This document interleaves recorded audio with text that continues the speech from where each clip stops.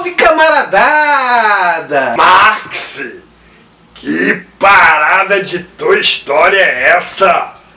Tu tá fugindo do materialismo histórico dialético, camarada. Conta pra nós que novidade é essa que tu inventou. Pois é, camarada. Também tô desconfiado que nem você. Mas o camarada Jeff tinha feito um pedido pra gente algumas semanas para que a gente fizesse vídeos menores e explicando o tema central do vídeo maior. E há umas 2 semanas a gente fez um vídeo sobre a luta de classes, pegando a história do camarada Santinelli. Pois é, a gente ficou pensando em como fazer uma versão simples, que até uma criança pudesse entender, e os camaradas do canal me convenceram a fazer esse vídeo sobre Toy Story. Vamos ver se isso vai funcionar. Vamos para a vinheta e a gente vem pro vídeo. Bora!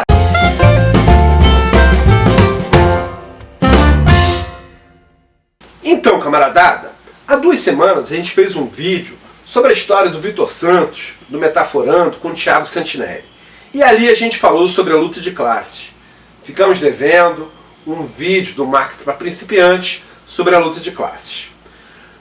Foi difícil para a gente encontrar algum tema que as crianças pudessem dominar e a gente pudesse tentar explicar de modo simples a questão da luta de classes. Não encontramos e os camaradas aqui do canal sugeriram que a gente fizesse uma metáfora em cima da história do Toy Story. Eu acho temerário a gente se arriscar nisso, principalmente que a gente não está saindo da materialidade. A gente vai fazer uma abstração para tentar fazer isso e poder explicar a luta de classes de um modo que até uma criança consiga entender. Aqui no coletivo que compõe esse canal, a gente tem historiadores, economistas, sociólogo, comunicólogo, mas não temos um pedagogo. Isso realmente pode causar problemas nesse vídeo. Mas a gente vai se aventurar a fazer um vídeo experimental dessa forma. Acompanhe a gente até o final do vídeo e no final, se vocês acharem que não deu certo, que foi alguma coisa errada, não se podem a colocar lá no comentariado para a gente ir evoluindo esse novo programa que é o Marketing para Principiantes. A gente escolheu Toy Story porque a maior parte da criançada domina bem a cosmologia desse universo. E talvez a gente possa fazer uma abstração, uma metáfora para dali tentar entender o que é a luta de classes, que é o motor da história e que é o que movimenta nossos dias atuais. E para isso, a gente escolheu o episódio 3 da série de Toy Story. Ali nós podemos fazer uma metáfora e tentar entender perfeitamente como é que funciona a luta de classes de um modo simples e talvez até didático. Vamos tentar entender. A primeira grande abstração que a gente precisa fazer é imaginar que Toy Story de fato fosse o mundo real e aquela cosmologia ali funcionasse de algum jeito. Então a gente parte do princípio que os brinquedos ganham vida quando nós estamos olhando para eles e que eles têm necessidades fisiológicas. Essas necessidades não são iguais às nossas, que precisamos nos alimentar, nos vestir, nos proteger do frio, das doenças. Os brinquedos se alimentam basicamente da ludicidade da criança. As crianças, portanto, são a fonte de alimento de brinquedos.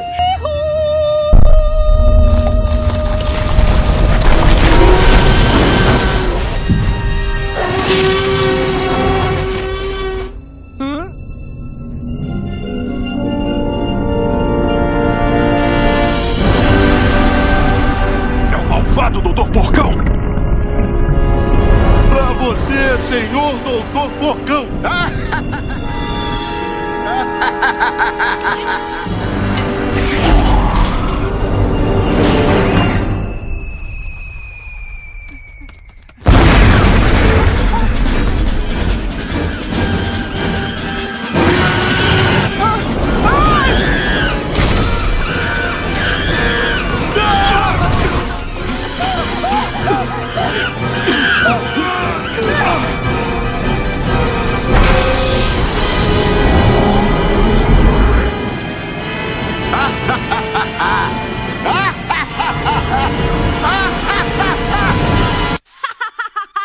Buzz, usa o laser no meu distintivo. Woody, não, vai te matar. Atira! Tcham, tcham.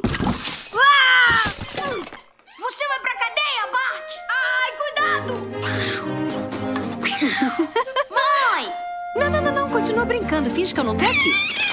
Ah, não, Molly. Tudo bem, mãe. E no Toy Story, nós temos um grupo, um clã, uma tribo primitiva que vive de forma nômade e isolada. Eles são um grupo de brinquedos do quarto do Andy e eles são alimentados pela própria natureza. Ou seja, o Andy que existe no quarto e que brinca naturalmente com eles. Eles não produziram o Andy, eles simplesmente são coletores-produtores. Algo semelhante às tribos e os grupos humanos de 50 mil anos atrás. Basicamente viviam do que a natureza lhes oferecia. No caso deles, eles foram dados de presente para o Andy, compõe aquele ambiente que é o quarto, e eles têm ali uma vida de equidade. Cada brinquedo recebe a sua dose de brincadeira de acordo com a natureza e com as necessidades de cada brinquedo.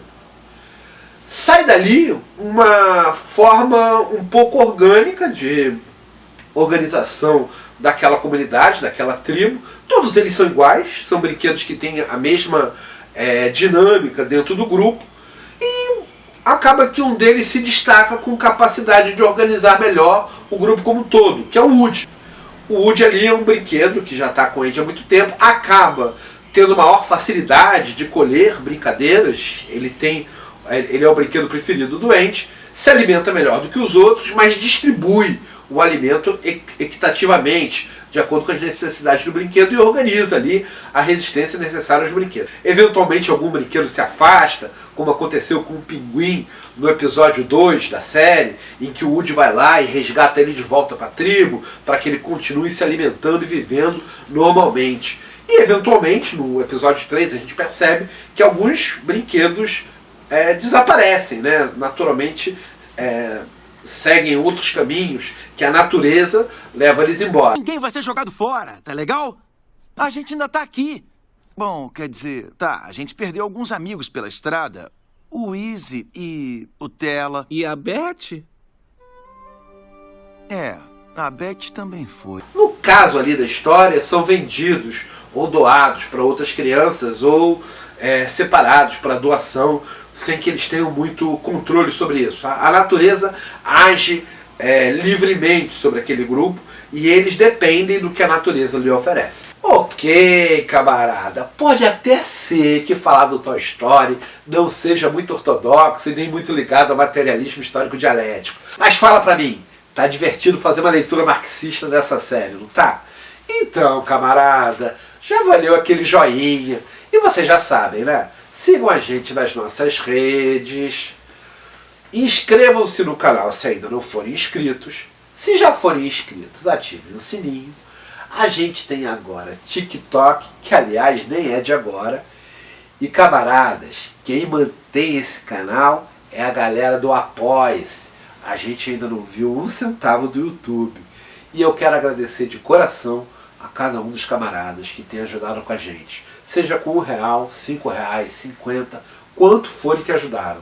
Mas são vocês do Apoia-se quem consegue manter esse canal funcionando. Valeu, camaradada, e vamos voltar para o Toy Story. Mas notem que é uma sociedade sem classes. Todos eles têm igual acesso às brincadeiras e distribuem igualmente a brincadeira entre eles.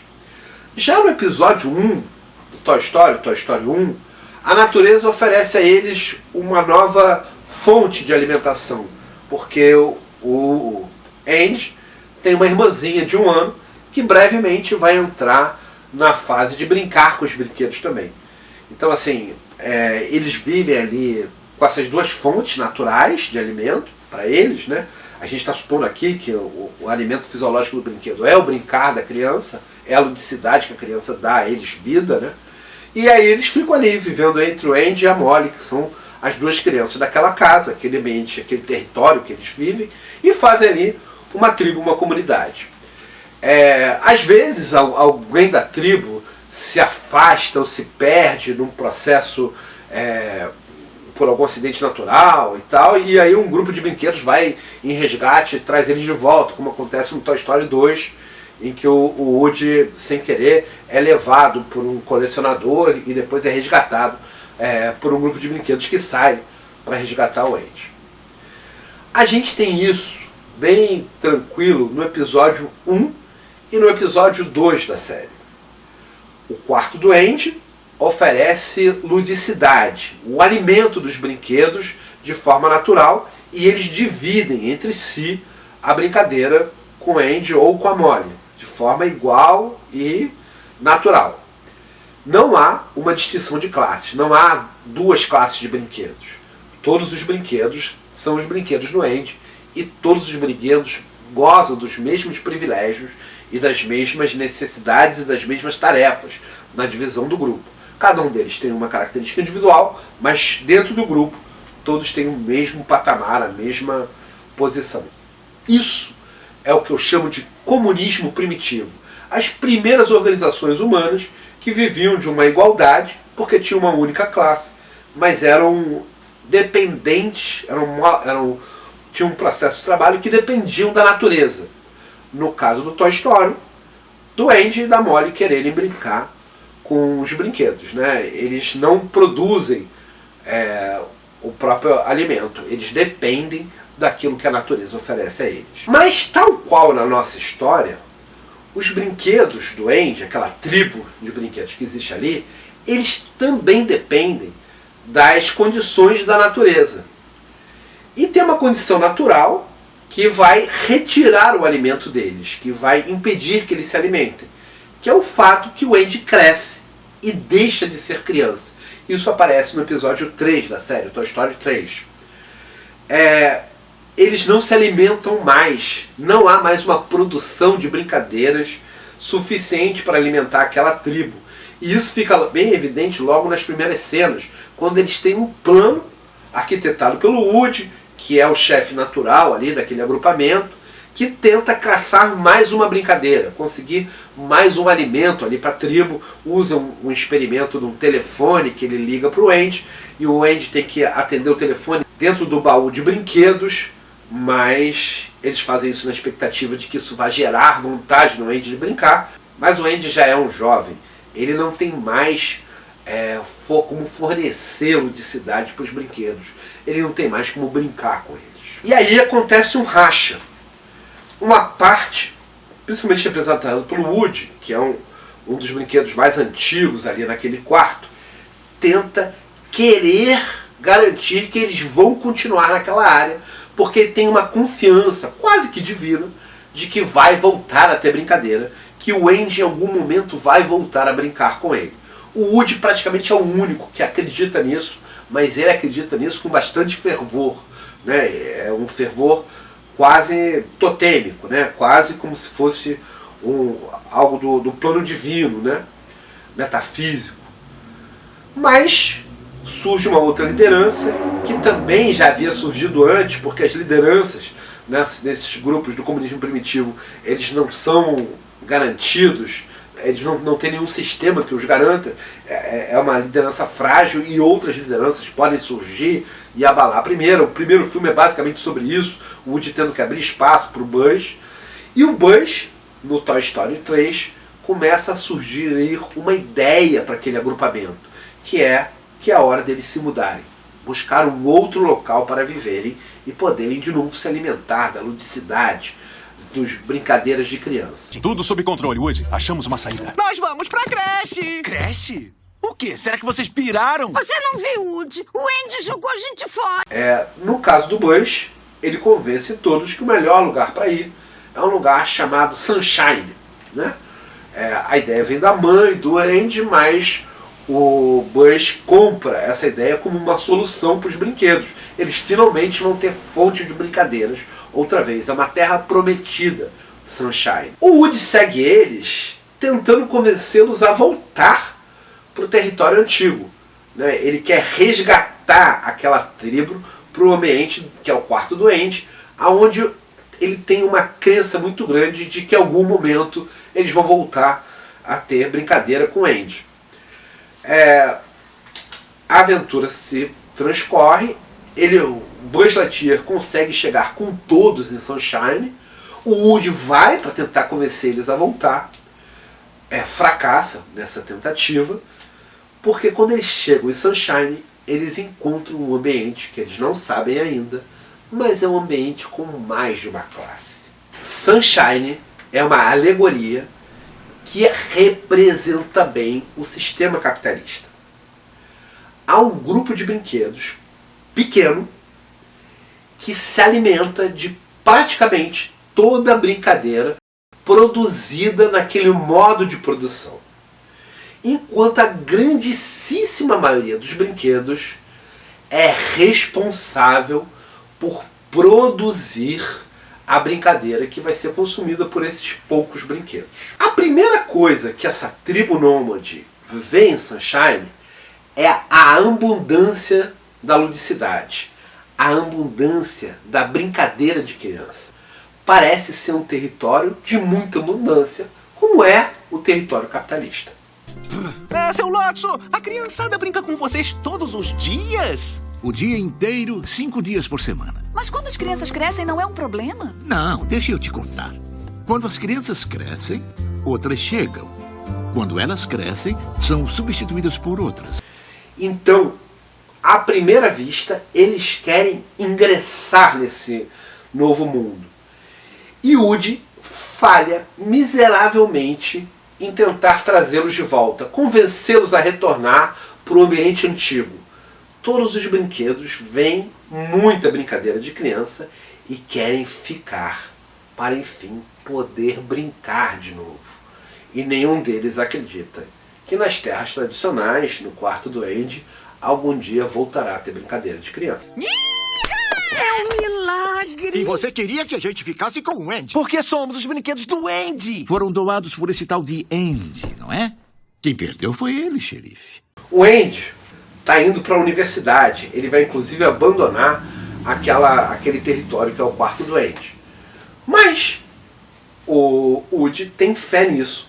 Tenta convencer eles com toda a força, mas no final passa a acreditar que de fato ali vai ter escassez e que os integrantes daquele grupo vão estar melhor no que ele não sabe, mas no que é o ambiente capitalista. O de volta triste, mas ele retorna porque ele é leal ao Andy e deixa os companheiros ali. No início, a gente acha que vai realmente ter brincadeira para todos os brinquedos. Mas assim que começa os processos da brincadeira, a gente percebe que existem duas salas.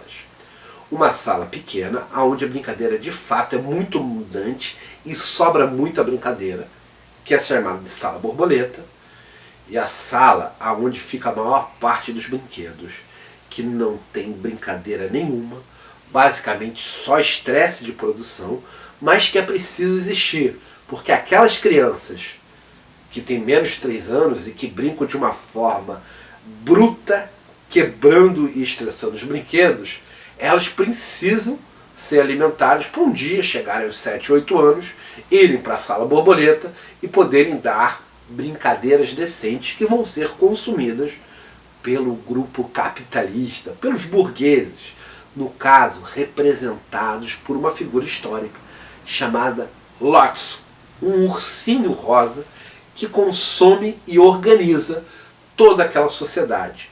Organiza ela de uma forma piramidal, de modo que ele está no topo da pirâmide. Ele consome todas as brincadeiras e escolhe os poucos brinquedos que vão ser agraciados como ele. Lotso faz essas escolhas porque ele precisa montar um Estado que tem como função segurar a maior parte dos brinquedos na sala lagarta.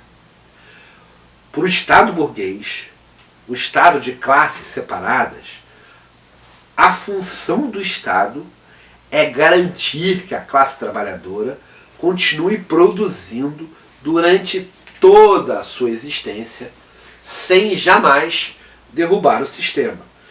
Para isso, ele precisa ter uma força policial e um exército. Nesse caso, para segurar os brinquedos que, porventura, tentem se rebelar. Ai! Ai!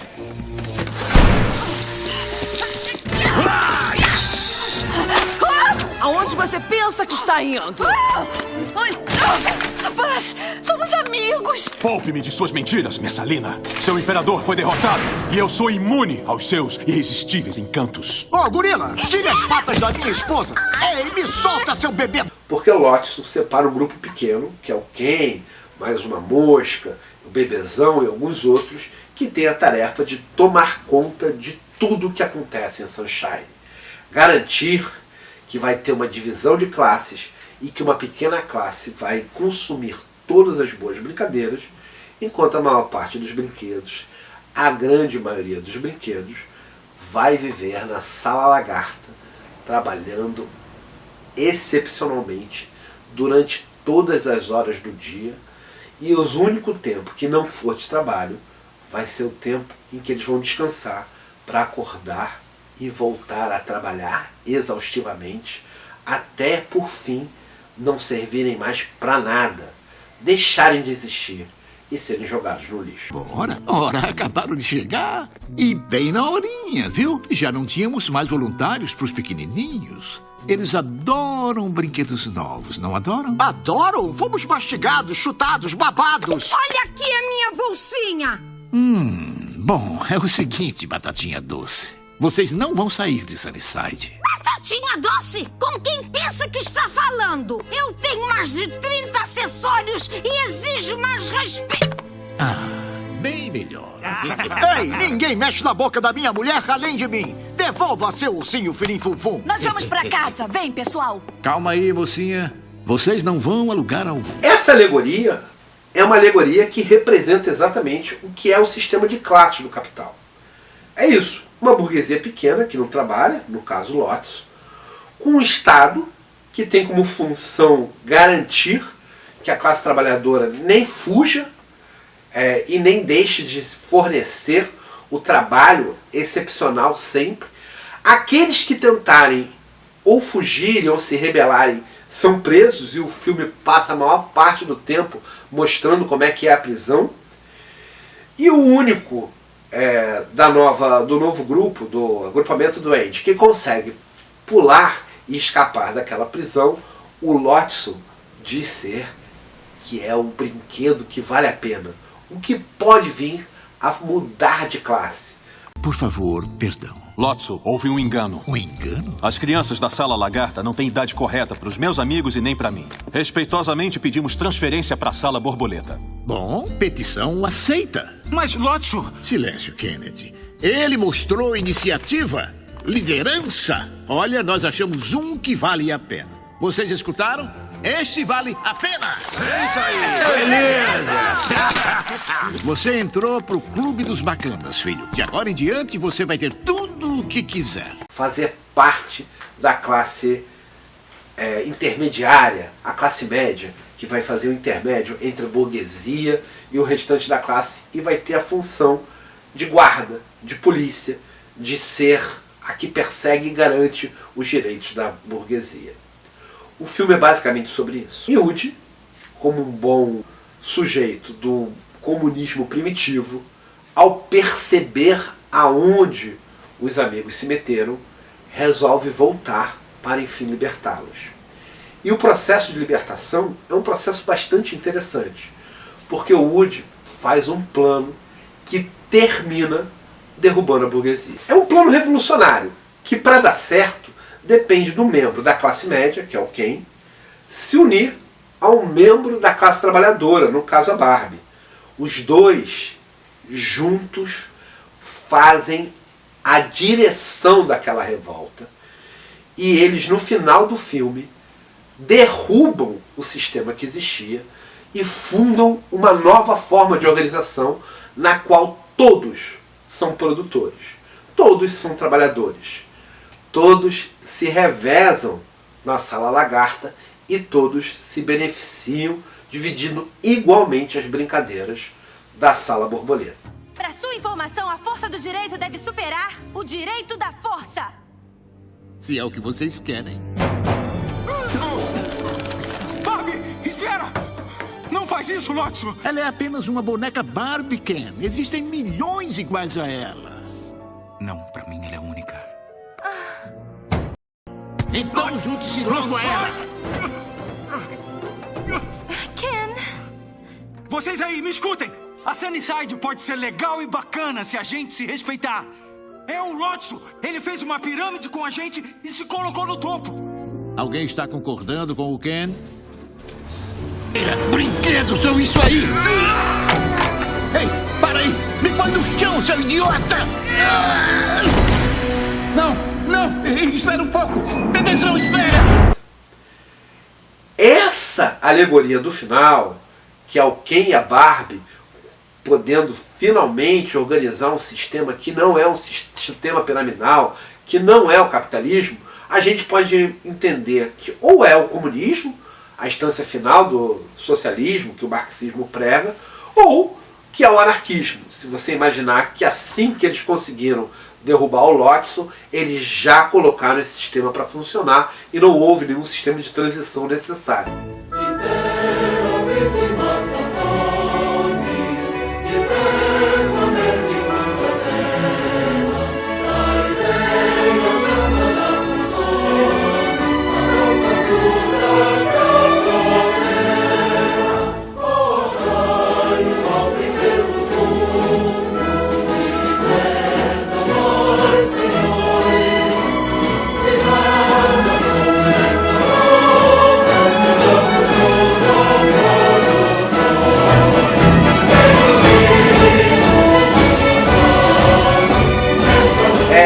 Possível que seja anarquista, porque a galera da Pixel, ali nas cabeças da Pixel, havia alguns anarquistas, alguns adeptos da teoria anarquista.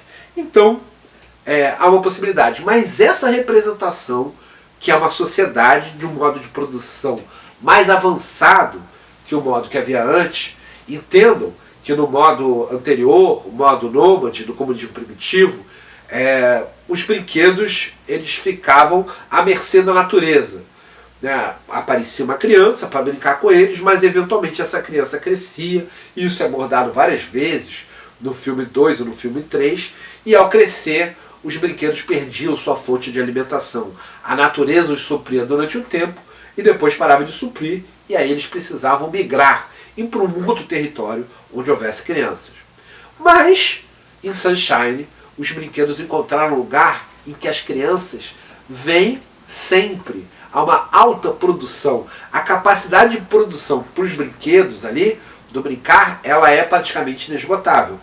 Ela é muito mais.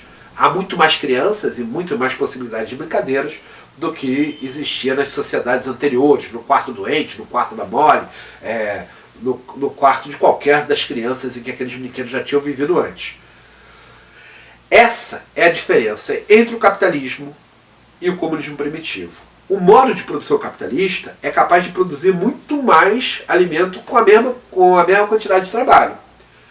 Mas, no sistema capitalista, há duas classes. E o que a gente quer fazer com o comunismo ou com o anarquismo é avançar para um estágio onde a gente mantém um modo de produção que é bem mais produtivo do que o que existia no comunismo primitivo, mas o trabalho e o fruto do trabalho é dividido para cada qual de acordo com as suas necessidades e não dividido por uma categoria de classes. Essa foi a forma talvez mais simples que a gente teve para abordar a questão da luta de classes. A luta de classes é representada por duas classes distintas.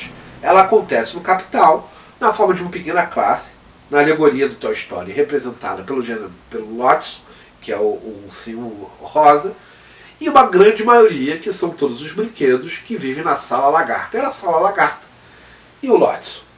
E o Lotso tem uma pequena margem de brinquedos que são beneficiados mais do que os da Sala Lagarta, que tem a função de Estado, de manter a grande maioria da população na Sala Lagarta, trabalhando até a morte, para garantir que o excedente seja todo apropriado pelo Lotso e pelos poucos brinquedos que existem na Sala Borboleta. Camaradas, espero que tenhamos conseguido explicar de uma forma simples e que até as crianças tenham conseguido entender.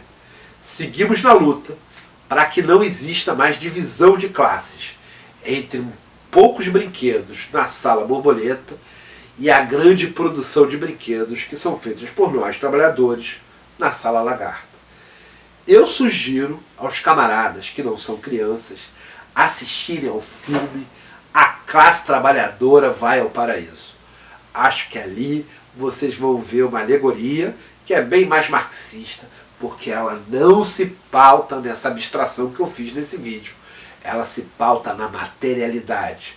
Mas a gente achou que isso não ia nem fazer parte do conteúdo infantil das crianças. Elas não saberiam o que é o paraíso, da classe trabalhadora vai ao paraíso, e a gente talvez não conseguisse falar de modo tão simples. Deixem lá no comentariado a impressão de vocês e seguimos na luta contra os lótios que ainda existem na nossa sociedade. Sigamos de frente, camaradas!